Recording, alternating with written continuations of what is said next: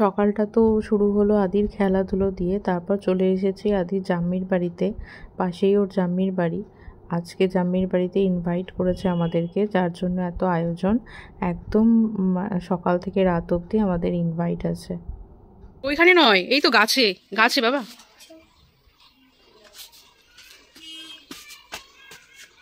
আমি তুলতে পারবো না, তুমি তুলতে পারবে না। উঁচুগুলো তুলতে পারবো? উঁচুগুলো তুলতে পারবে না, ও অনেক উঁচুতে ফুল ফুটেছে তো। এইটা তুলতে পারবে, এই দেখো এখানে একটা নীল ফুল ফুটেছে। হ্যাঁ, এই ফুলটা তুলতে পারবে। আস্তে করে তোলো। হ্যাঁ, ছিঁড়ে নাও। হ্যাঁ, চলে এসো। আবার কালকে আসবে। টাটা।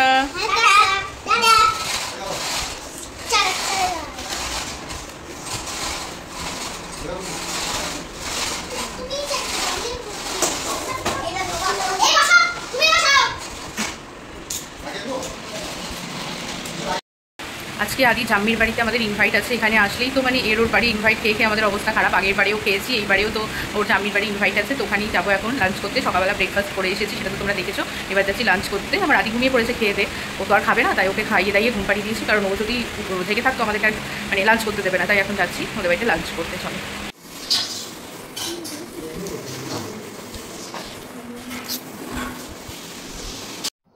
এত মেনু করেছে, আমি গিয়ে অবাক হয়ে গেছি। মানে একটার পর একটা দিয়েই যাচ্ছে। আদির পাপা অলরেডি খেতে স্টার্ট করে দিয়েছে, কিন্তু আমার চারিদিকটা দেখো একবারে তরি তরকারিতে ভর্তি। আর রান্নাগুলো খুবই সুন্দর হয়েছিল। আমার বড় বড় শিং দেখেছো?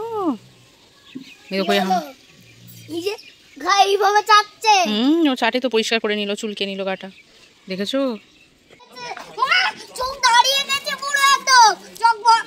আমি হাত বুলাবো।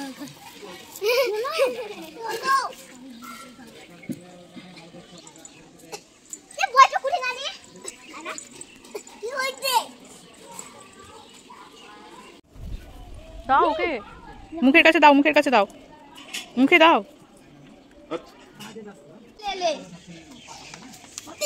চোখের পাতা বাই করে দাও।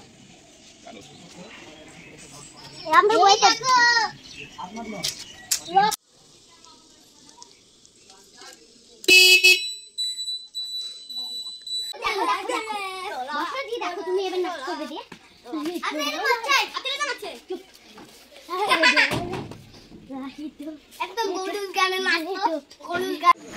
কি কি করা তো শোনো। ওই দেখো, দেখেছো? তাহলে তোমার ছেলে শিখবে না কেন বলো? তুমি তুমি করাতে না? এই তুমি করাতে না? তুমি কি করাতে?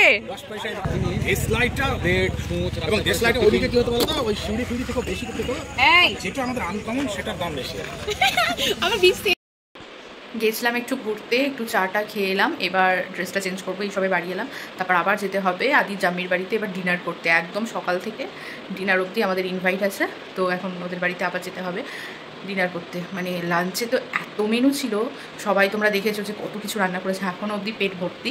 আবার এখন ডিনার করতে যেতে হবে।